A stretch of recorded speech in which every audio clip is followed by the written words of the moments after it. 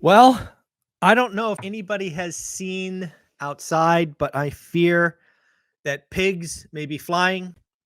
Hell may be froze over. Why do I say that? Well, it appears that both Elizabeth Warren and Grant Cardone agree on something. I'm willing to sit here and guess that Elizabeth Warren and Grant Cardone do not agree on much. But as of this morning, Elizabeth Warren and Grant Cardone are calling for the Fed to cut 75 basis points. Not only do Grant Cardone and Elizabeth Warren agree, but I believe they are, in essence, pointing at the same thing. I'm taking this from a Grant Cardone tweet on X. Basically, he is saying every single indicator is negative. Jobs, weekly wages, shipping prices, oil prices, mortgage applications, housing starts, delinquencies, credit card debt, so on and so forth. Reading Elizabeth Warren's letter to Jerome Powell, the Fed president, she is essentially pointing at the same thing. The consumer needs help. Small businesses need help. The economy is crumbling around him. So it's really interesting. I did not think, on my bingo card, I did not have Grant Cardone and Elizabeth Warren, who I would say they're on opposite sides of the political spectrum. I don't think that is untrue. But yes, it does appear that more and more folks are suddenly not only not going to be happy with the 50 basis point cut, they now want the Fed to go 75. So I want to talk about something I said yesterday, probably the day before as well. I believe, and I still believe, tomorrow, when the Fed finally releases their announcement, a quarter point cut means they are concerned about the U.S. economy. A 50 basis point cut means they are afraid about the U.S. economy. And now I don't believe there's a chance in hell that they go 75, but I thought I would at least share with you my thoughts that if for some reason we were to get this Uber cut of 75, let me just say that would be a disaster. That means we are all in deep doo-doo. The Fed is not laid out 75 as a possibility. They haven't kind of set the stage. To surprise the market that much tomorrow would be a disaster, right? Kind of be careful what you wish for. So again, I don't know if you guys want to play a game. What do you think? Tomorrow, no cut, 25 basis point, 50, and heck, we will even throw in 75. Just leave a comment below, just with the number 0, 25, 50, 75. Let's see what the community comes up with. And then, of course, I guess on Thursday's Daily Financial News, we will talk about that. Well, really what I want to talk about today is a frightening report that I read. This frightening report basically says 75 is the new 65. What do they mean by that? Or what do I mean by that? Because that's my words, not theirs. They're essentially saying that the middle class will now have to work till 75. Not this 65, not this 67, 75. Folks, it used to be work 40 hours for 40 years to live on 40%. Now we're talking about working 50, 55 years. This is unacceptable. This is not okay. We need to take some extreme ownership. Shout out Jocko Willink for that amazing book. One of the, you can go to my website, onerentalatatime.com, and see all the books that I recommend. Extreme ownership is one of them. We need to take extreme ownership about our current situation and our future situation. If you do nothing, let me tell you, the pain of regret will be large. We need to understand that if you want to get and stay in the middle class and potentially get into the upper middle class and then to the upper class, you need to own assets. You need to own assets. You need to own assets for a decade. I prefer assets that produce cash flow, that you essentially get paid to hold. Now, on this channel, because I care about the middle class and real estate is not for everyone, you know that I bring on stock guys, Taylor, Dan Bird. You know that I bring on small business guys, Bo Eckstein. We got Omar and Adrian who run their small businesses. Folks, I want you to understand that this life does not have to be 50 years of going to the job. Now, as all my millionaires have said, and all my students know, you have to have some sacrifice. You have to get uncomfortable. You maybe have to take a step backwards to take a step forwards. It is possible. It is worth it. You can do it. I believe in you. I am disgusted, absolutely disgusted by the idea that the machine, the rat race, is saying, sorry, folks, you can't quit at 65. You're living too long. Life expectancy is too high. Your money is going to run out. You now must work till 75. If you are disgusted by that like I am, let's take some ownership today so that we can start changing our future. It is frightening. Frightening. Folks, I've shared with you many times. I've been lucky enough, or sacrificed enough, whatever you want to say, to go on some pretty crazy trips where the average age is over 80, right? They're all decamillionaires or more. And when we talk to them, the regret that they have is palpable. And don't do that to yourself. Understand that you are today as young as you are going to be. So own that. Own the choices you've made. You can't undo them. But let's start a new path. And the beauty of all of this is I'm trying to create this community, or I have created this community, one rental at a time on School. You can go to School and just type in one rental at a time. I want to welcome 4 new members just in the last 24 hours. I want to welcome Vinay, Brian, and Harold.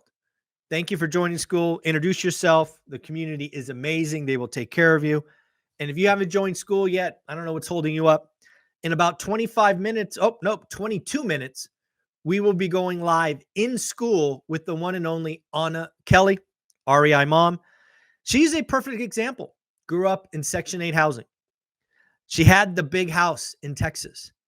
She realized that in order to have financial freedom, she had to take some step backwards. She sold the big house. She moved in with her in-laws, which I'm sure was not fun, with 2 kids.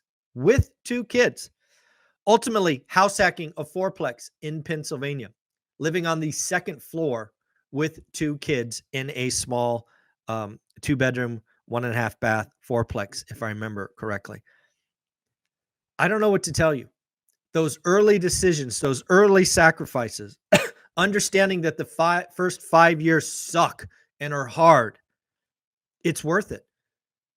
Anna Kelly is another living example that you can do it. You can come from very, very humble beginnings, make some important choices and sacrifices, and get there. That's what we do on this channel. We bring you millionaires from all over the spectrum.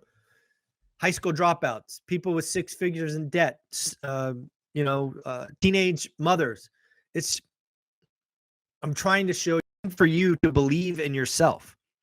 So again, I was disgusted by this article that said the new middle class retirement age is 75. That is not okay. Not okay. Don't fall for it. Don't do it. You're better than that. You deserve more than that. All right. Rant over. What else? Oh, let's talk about BlackRock. Rick Reeder says the golden age of fixed income has finally arrived as the Fed starts their cutting cycle. Essentially, what Rick is highlighting is once the Fed starts cutting, it is not a one and done. It is often a series. We will get some color on that tomorrow. Tomorrow afternoon, not only do we get the rate cut decision, 25 or 50, but we should also get the SOP or dot plot about what the Fed sees in the future. I found this article interesting. I want to say this was from Housing Wire. Logan Matsushima really highlighted where down payments come to buy homes. There's a lot of folks out there today that really are saying it's unaffordable. You can't do it.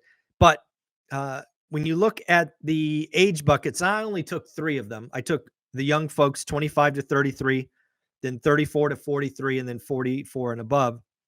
Savings was 74% for folks between 25 and 33. Let's talk about that age group first.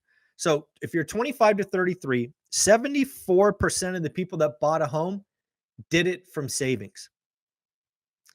13% actually sold a primary home. So they were on the property ladder already. 20% had gifts from home.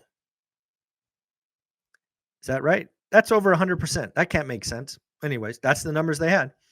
7% had 401k money. 1% used crypto. Yeah, these numbers don't add to 100. Maybe they're going this way. Oh, okay. It's not by age group. It's by type. That's what they're doing. Okay. And then we have 34 to 43. 63% used savings. 30% sold a primary home. That makes sense. They had an extra decade. 14% got gifts from family. 7% from 401k. And 1% from crypto. And then finally, 44 and above. 53%. So you're seeing the savings come down because they're likely selling more and more primary homes. Then the sale of a primary, 37%. Gifts from family, 7%. That makes sense. The older you are, the less likely you are to get a gift from family. And 401k, up 8%. So again, the older you are, the more likely you are to take it from your 401k.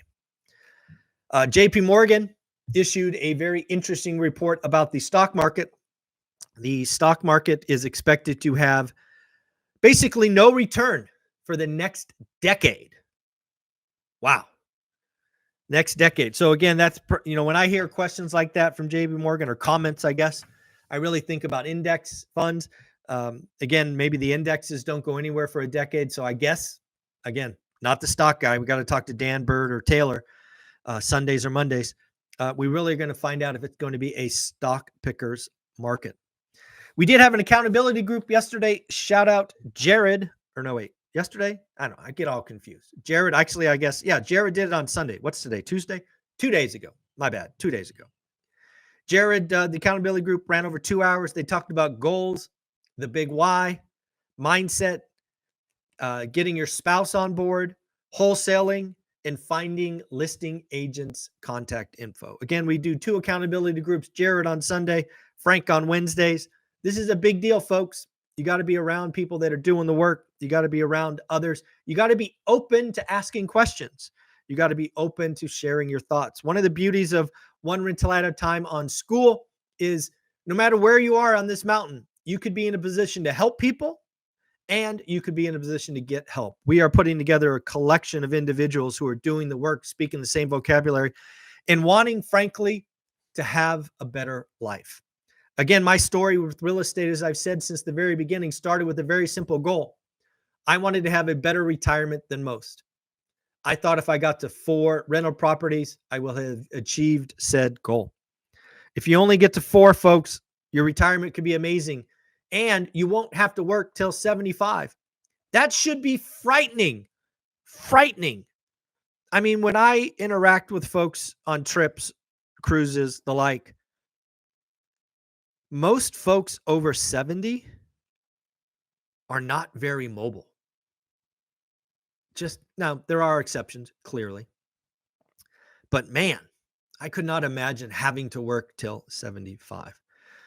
BlackRock's come out with a statement this morning, I think it was last night, saying, hey, the market is expecting too much.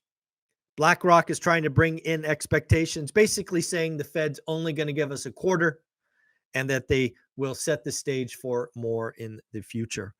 The big economic number of the day was, of course, retail sales. Retail sales. Is the consumer finally busted? Well, retail sales last month up 1 full %. Expectations for this month, negative, down, contraction of 0.2, negative 0.2, actual plus a positive 0.1. Retail sales, once again, surprise to the upside. If we look at retail sales, ex autos, you actually get a slightly different story. Ex autos last month was positive 0.4. Expectations were for a positive 0.2. Actuals still positive, but a slight miss at 0.1. Again, folks, one of those 5 economic metrics I shared with Jason Pritchard and team, if you were going to be a closet economist, you must track is retail sales. Again, consumers are interesting. We could feel one way and act an entirely different way. So again, retail sales surprised to the upside. It was not the contraction that the experts thought of. And then finally, the other economic metric today was home builder, new home builder sentiment. What are the home builders saying? Well, folks, home builder confidence went up. It should not be shocking. We've had a pretty significant drop in rates the last 30 days. Home builder sentiment went up for the first time in the last 6 months. It is still a number that says contraction. It is 41. We don't really see expansion until it's 50. But yes, it was up for the first time in 6 months. It was above expectations. And again, this is really another sign that we could be in a rolling recession. Again, a rolling recession, if you don't know what it is, it's where part of the economy is negative or the other part is positive. And then during this cycle, they change. So we've already talked about the mortgage industry and the refi boom, taking mortgage out of a depression, now probably in a recession. Could it go into expansion? Absolutely. If the Fed jumps on a rate cutting cycle, rates will come down, refis will go up, purchase apps will eventually go up, and mortgage will be out of a depression. Housing, don't know. Realtors, not sure, right? I don't know. I do not see a way for us to get over 4.2 million existing home sales for at least another 18 months, unless rates go below 5%. I think below 5% will bring enough supply and demand, and you will get your bump above 4.2. I do not currently see mortgage rates going below 5%, but hey, anything is possible. So again, it'll be very interesting to see what's going on tomorrow. Is Fed Day. Couple more announcements. We have now got a lot of people to congratulate. If I do not call your name out and you sent me a note in the last 2 weeks, please send it again because I missed it and I apologize. Matt, congratulations on getting your next deal. Sean, congratulations on getting your next deal. Adam, congratulations on getting your next deal. John, congratulations on getting your first deal. James, congratulations on getting your next deal. And James got a double. He closed his first and his second. So again, folks, we do this all the time. If you do the work, you find a deal, you close it, you can get a golden ticket for your first deal or a black card for your next deal. I want to recognize you. I want to give you a shout out. Please let me know. These will go in the mail today. And again, if your name didn't get called today, please send me another note right off my website, onerentalatatime.com, or a DM on Instagram, onerentalatatime, and I will be there for you. And then lastly, David, follower, said, hey, Michael, I want to buy all of your courses on Teachable. Could I get a deal? So what I did for David, which I'm willing to do for any of you out there, is I had David buy my course at $7.99, how to get started one rental at a time with a 30-minute Zoom. And then what I did for David after he bought that is I gave him every other course I had. Get Your Money Right, Boot Camp, Buy Box, Debt Equity, my 2 masterminds, all of them. So if you've ever thought about getting the course, you don't know where to go, and you are in a position to buy it, if you buy the course, How to Get Started One Rental at a Time with 30-minute Zoom, this week, I will add all of the other courses for free. I thought it was a nice little gift. Had not been asked that before. So when in doubt, I like to take care of the people that ask. So, David, I've already added all the courses to your Teachable account. You can go there. I did that last night while I was on the couch. All righty, folks, if you are in school, remember in 10 minutes, you're going to get the opportunity to interact with Anna REI mom Kelly. If you can't make it, no harm, no foul. The video will be posted later today, probably in the early evening in school, so you can watch the replay. Folks, join school. Do not accept working until 75. That sucks. That's disgusting. It should be illegal. It's not okay. We are better than that. I can't help everybody, but hopefully the community can help you. Take care. Later.